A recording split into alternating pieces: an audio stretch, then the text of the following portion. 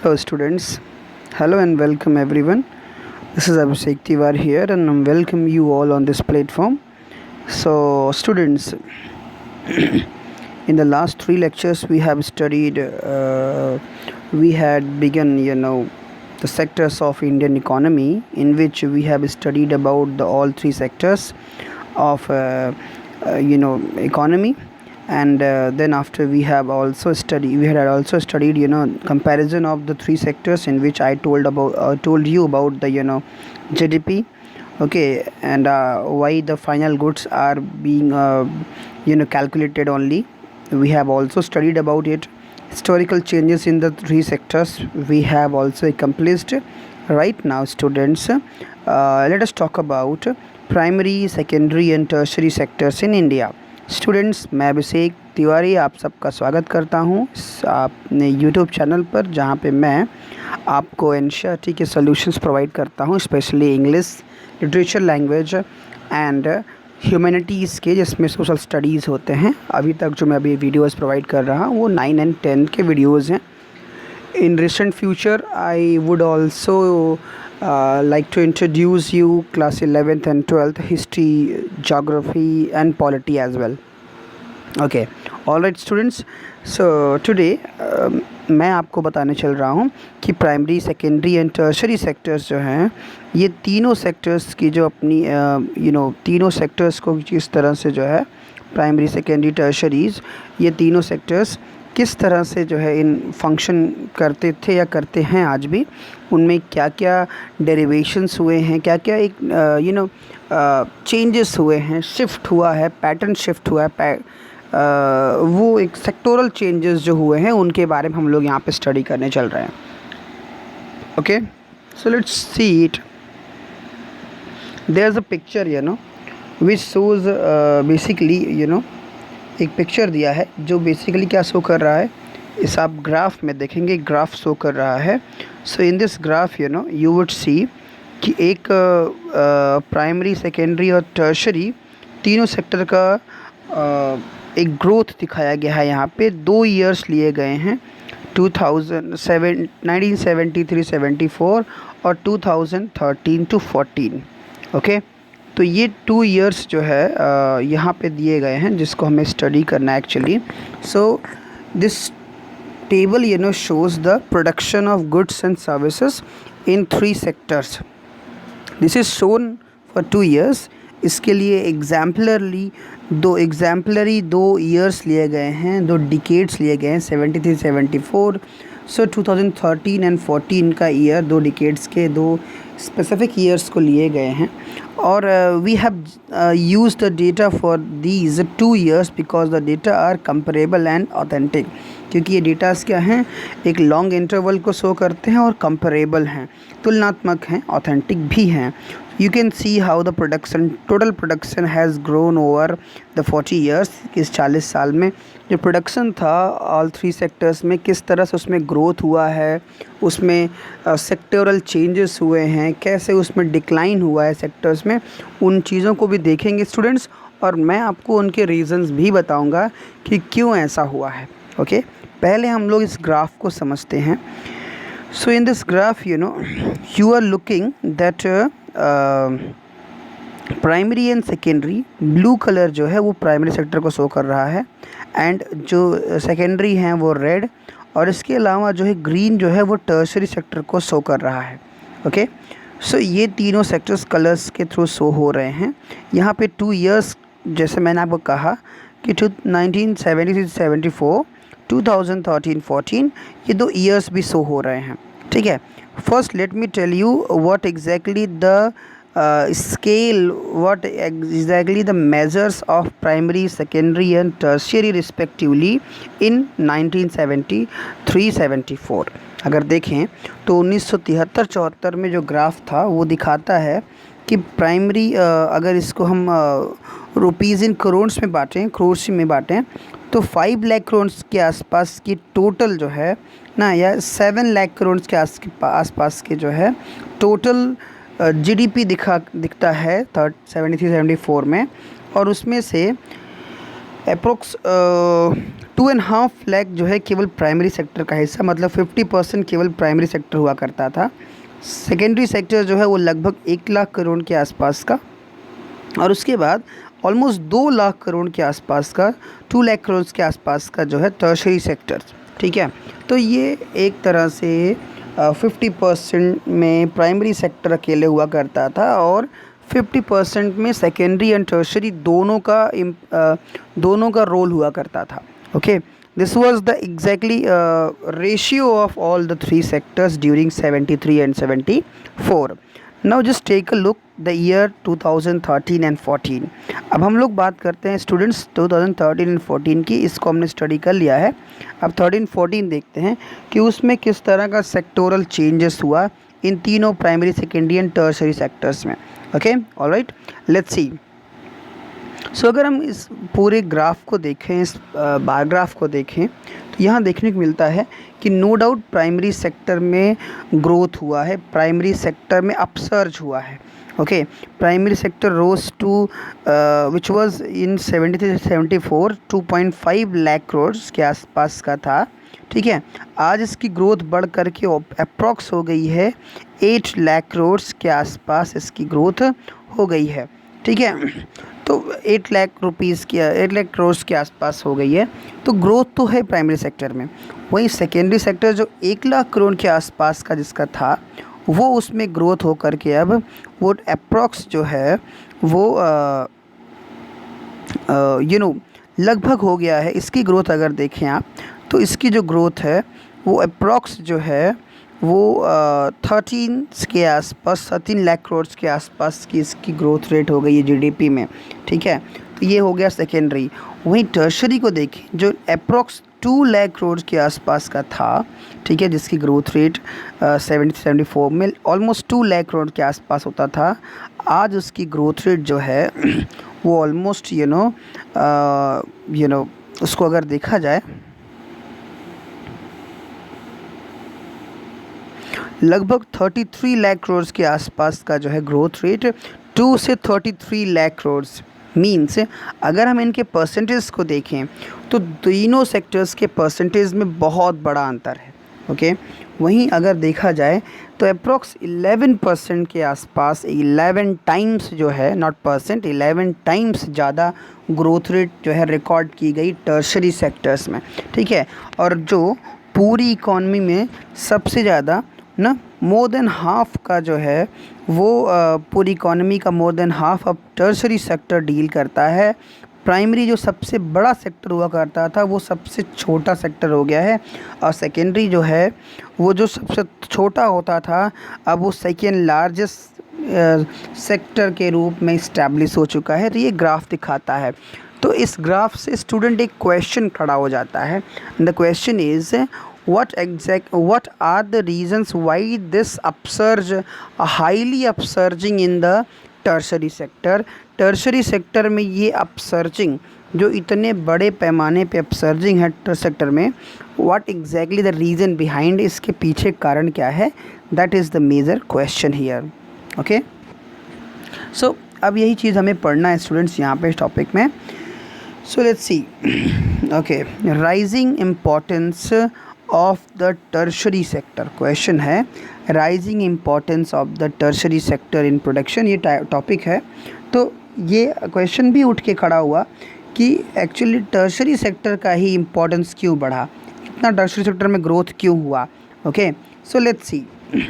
Over the 40 years अगर देखा जाए तो 40 ईयर्स में बिटवीन 73-74 से 2013-14 के बीच में, while production in all 3 sectors has increased, देखा जाए तो तीनों सेक्टर में प्रोडक्शन जो है, सेक्टोरल चेंज तीनों सेक्टर में हुआ है, तीनों सेक्टर में पॉजिटिव सेक्टोरल चेंज देखने को मिला। मींस हर सेक्टर में जो है प्रोडक्शन में अपसर्ज देखने को मिला। Okay, so it has increase the most in the tertiary sector, लेकिन सबसे ज़्यादा ग्रोथ जो है वो टर्शरी सेक्टर में देखने को मिला। एज अ रिज़ल्ट इसका रिजल्ट ये है कि year 2013-14 the tertiary sector has emerged as the largest producing sector in India replacing the primary sector.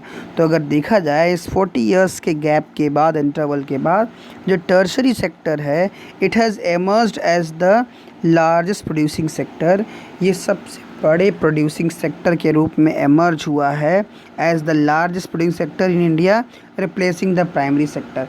Primary sector को रिप्लेस करते हुए इस सबसे बड़े सेक्टर के रूप में टर्शरी सेक्टर का अपसर्ज हुआ है, प्राइजिंग हुआ है। ओके, आगे और डिटेल में देखते हैं कि एक्चुअली रीज़न क्या है।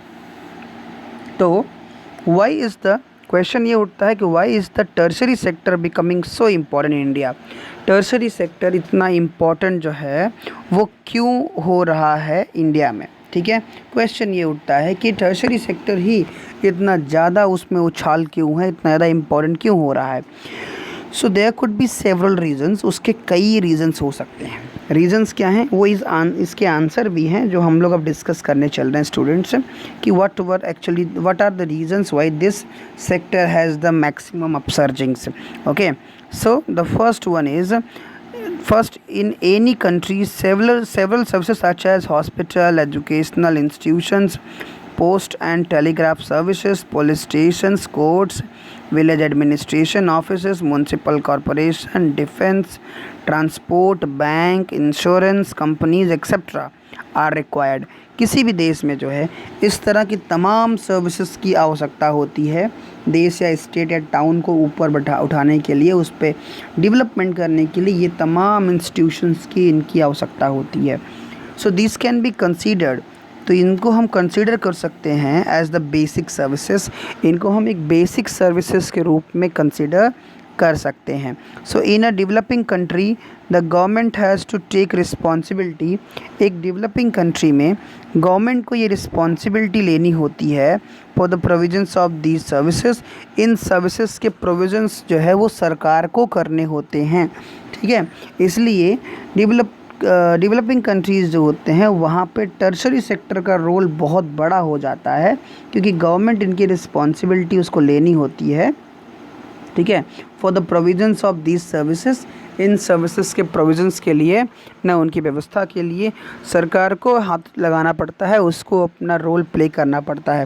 तो पहली चीज़ ये है कि ये बहुत ही नेसेसरी सर्विसेज हैं, एमिनिटीज़ हैं और इन्हें जो है सेकेंडरी सेक्टर्स इन्हें जो है डेवलपिंग कंट्रीज़ में गवर्नमेंट खुद से इन चीज़ों को जो है इंट्रोड्यूस करती है। ओके, दूसरी चीज़ हम बात करें, सेकेंड ये है कि the development of agriculture and industry leads to the development of services. अब दूसरी चीज़ ये होती है, इसका दूसरा इम्पोर्टेंस ये है कि अगर किसी कंट्री में जो डेवलपमेंट हो रहा है एग्रीकल्चर और इंडस्ट्रीज़ का, मतलब कि प्राइमरी और सेकेंडरी सेक्टर का डेवलपमेंट हो रहा है, तो ऑटोमेटिकली क्या होगा कि सर्विस सेक्टर्स भी उसके साथ में साइमल्टेनियसली डेवलप होता चला जाता है, उसके साथ साथ डेवलप होता चला जाता है, ठीक है। सच एज ट्रांसपोर्ट, जिसमें मुख्य रूप से transport, trade, storage and like as we have already seen. तो इस सब तरह की जो है ट्रांसपोर्टेशन, ट्रेड, स्टोरेज जैसी सर्विसेज जो है वो अपने आप बढ़ती चली जाती है, उनमें ग्रोथ होता है। So greater the development of primary and secondary sectors more would be the demand for such service. तो जितनी ज़्यादा प्राइमरी और सेकेंडरी की डेवलपमेंट होगी उतनी ज़्यादा ही टर्शरी सेक्टर्स की जो भी चीज़ें हैं उनकी डिमांड बढ़ जाती है, ठीक है। तो ये कुछ इस तरह का जो है चेंजेस देखने को मिलता है ना, इसकी वजह से टर्शरी सेक्टर की डिमांड बढ़ती जाती है। थर्ड स्टूडेंट बात करते हैं, third as income level rise. तीसरी चीज़ ये है कि जब इनकम लेवल बढ़ता है लोगों का, प्राइमरी सेकेंडरी के सेक्टर में आप काम कर रहे हैं, अगर आपका इनकम लेवल बढ़ रहा है, certain sections of people start demanding many more services. तो कई सेक्शन ऑफ पीपल ऐसे होते हैं जो कई और सर्विसेज की डिमांड करने लगते हैं, लाइक ईटिंग आउट, बाहर खाना खाना, tourism, shopping, private hospital, private school, professional training etcetera, इन सब की लोग मांग करने लगते हैं। लाइक सिंपली आप देखिए कि अगर आपके पास पैसे हो जाएं तो अपनी लिविंग स्टैंडर्ड को थोड़ा उठा के रखना चाहते हैं। आप नहीं चाहेंगे कि आप छोटी सी दुकान पे बैठ के, ढाबे पे बैठ के खाना खाएं। आपको लगेगा कि अब हम होटल्स में खाना खाएं, मेरी जो प्रेस्टीज है उसमें होटल्स में बैठ के खाना अच्छा लगता है। या फिर आप अपनी कंज्यूमरिज्म को बढ़ाते हुए आप सोचेंगे कि नहीं, मैं स्कूटी से चलता हूँ, मुझे कार चाहिए अब, क्योंकि कार से मुझे चलना चाहिए, मैं अब एक बड़ा आदमी हो गया हूँ। तो ये क्या होता है कि जब आपका इनकम लेवल डेवलप होता है तो सर्विसेज अपने आप डेवलप होते हैं, क्योंकि हमें उनकी ज़रूरत, उनकी नीड होने लगती है। ठीक है, और वो एक इनवाइटेबली हमारी जीवन का हिस्सा बन जाते हैं। So you can see this change quite sharply in cities, specially in big cities. तो बड़े शहरों में ये चेंजेस अपने आप अचानक से देखने को मिलने लगते हैं। ओके, हाउएवर, हालांकि सॉरी, फोर्थ जो है, इसमें जो फोर्थ चेंज होता है वो होता है over the past decade or so certain new services such as ना, पिछले कुछ दशक से देखा जाए तो कुछ नई सर्विसेज जो हैं वो देखने को मिली हैं based on information and communication technology, जो कि इंफॉर्मेशन एंड कम्युनिकेशन टेक्नोलॉजी के ऊपर आधारित रही हैं। ऐसी सर्विसेज जो है देखने को मिली। ठीक है, and communication technology have become important and essential. ये तकनीकें जो हैं अब इम्पॉर्टेंट भी हो गई हैं और इसेंशियल भी। So the production of these services has been rising rapidly, और इसी वजह से इनका प्रोडक्शन भी तेज़ी से रैपिडली इनकी राइजिंग हो रही है। So in chapter 4 we shall see examples of these new services and the reasons for their expansion.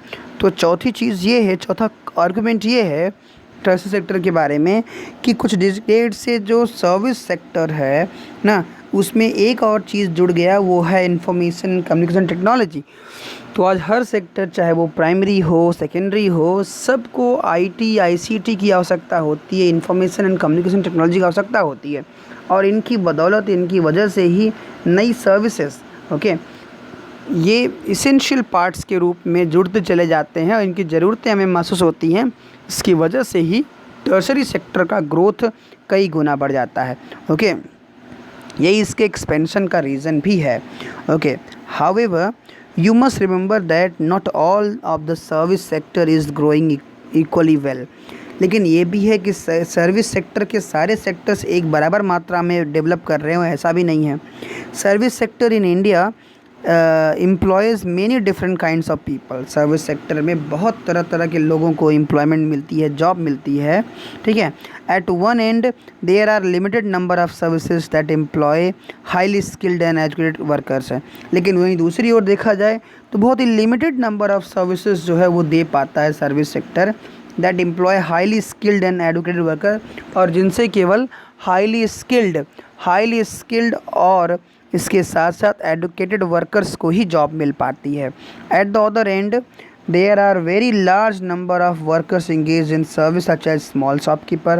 लेकिन इसके बजाय देखा जाए तो सर्विस सेक्टर में बहुत बड़ी मात्रा में लोग इंगेज हैं, स्मॉल शॉपकीपर्स के रूप में, रिपेयर पर्सनस के रूप में, ट्रांसपोर्ट पर्सन के रूप में बहुत से लोग इंगेज हैं इन सेक्टर में। So these people barely manage to earn a living. ये बहुत मुश्किल से मैनेज कर पाते हैं लिविंग इकट्ठा करने में, because no alternative opportunities for work are available to them, क्योंकि कोई भी अल्टरनेटिव अपॉर्चुनिटीज़ अवेलेबल नहीं होती है वर्क का ना इनके लिए। So hence only a part of this sector is growing in importance है। तो इसका मतलब कि इस सेक्टर का कुछ ही सेक्टर्स हैं, कुछ ही पार्ट्स हैं जो डेवलपमेंट कर रहे हैं, जिसमें ग्रोथ बेहतर तरीके से हो रही है, और बहुत सेक्टर ऐसे हैं जिसमें अभी भी हिंड्रेंस या डेवलपमेंट का अभाव पाया जाता है। Okay, so this is what the changes that took place actually। तो ये ओवरऑल जो है चेंजेस हैं। ठीक है, और हम लोगों ने ये 4 आर्ग्यूमेंट्स पढ़े कि इन 4 आर्ग्यूमेंट्स से हमने देखा कि एक्चुअली क्यों tertiary sector is getting inevitable growth और development rather than the other sectors. तो उसके 4 इसेंशियल रीजंस हम लोगों ने पढ़े, वो आपको नोट्स में अपने प्रिपेयर करना है, ये एक आंसर के रूप में रखना है। फिर नेक्स्ट डे जब हम लोग पढ़ेंगे, सो हम पढ़ेंगे where are most of the people employed, किस सेक्टर में और कहाँ पे सबसे ज़्यादा लोग एम्प्लॉय होते हैं इंडिया जैसे देशों में, ठीक है। तो उसको हम लोग नेक्स्ट डे स्टडी करेंगे, ओके। शेयर ऑफ सेक्टर्स की बात करेगा जीडीपी में, तो आप यहाँ पे 73, 74 और 2013-14 को अगर देखें तो शेयर ऑफ जीडीपी में जो है टर्शरी सेक्टर का कैसे ग्रोथ बढ़ा हुआ है और उसने बढ़ते बढ़ते बाकी सेक्टर्स को कैसे श्रिंक कर दिया है, ये भी आप यहाँ देख सकते हैं, ठीक है। ऐसे फिगर्स भी दे सकता है एग्ज़ाम्स में, क्योंकि आप जानते हैं कि आपका जो पेपर है बहुत ही वर्सेटाइल है और बहुत डिफरेंट तरह के क्वेश्चंस आपके पेपर में पूछे जाते हैं 10th के सोशल में। तो ऐसे ग्राफ दे करके भी उनके मेन सब्जेक्ट्स को आस्क कर सकता है, उनके मैसेज को आस्क कर सकता है, कंटेंट आस्क कर सकता है। तो ये सब चीज़ें इसमें होती हैं, ओके। जब नेक्स्ट वीडियो में हम लोग मिलेंगे स्टूडेंट्स, तो वहाँ पे हम लोग एम्प्लॉयमेंट को डिस्कस करेंगे, कहाँ पे मैक्सिमम लोग एम्प्लॉय होते हैं। उसमें 2-3 बहुत इंपॉर्टेंट टॉपिक्स हैं, उनको भी हम लोग यहाँ पर डिस्कस करेंगे, ओके, ऑलराइट। तो वो नेक्स्ट डे का पार्ट होगा स्टूडेंट्स। फिर हम लोग बहुत डिटेल में इसको पढ़ेंगे, एम्प्लॉयमेंट अनएम्प्लॉयमेंट के बारे में। So this is what all about for today's lecture. आपको ये लेक्चर मेरा कैसा लगा आप मुझे कमेंट करके बताइए। आपकी कोई क्वेरीज़ है तो आप मुझे पर्सनली व्हाट्सएप करके पूछ सकते हैं। मेरा नंबर जो है वो डिस्क्रिप्शन बॉक्स में दिया रहता है, और आप अगर कोई भी वीडियो जो आप नहीं पहुंच पा रहे हैं तो डिस्क्रिप्शन बॉक्स में सबकी लिंक मैंने शेयर कर रखी है, आप उस लिंक के थ्रू आप वीडियोस को देख सकते हैं। हर तरह के वीडियोस, हर क्लास के वीडियोस यहाँ पे अवेलेबल हैं। तो अगर आपको वीडियो पसंद आया हो तो प्लीज़ आप उसको सब्सक्राइब करिए, बेल आइकन प्रेस कीजिए, जिससे कि आपको आने वाले वीडियोस की नोटिफिकेशन मिल सके। और इसके साथ स्टूडेंट्स मैं ये भी कहूँगा कि अगर आपको ये पसंद आया हो तो आप like, share, comment and share भी ज़रूर कीजिए लोगों को, जिससे मैक्सिमम लोगों को हम अपनी टीम में जोड़ सकें, अपने इस फैमिली में जोड़ सकें, okay. This is what all about for today's lecture. Thank you, have a good day.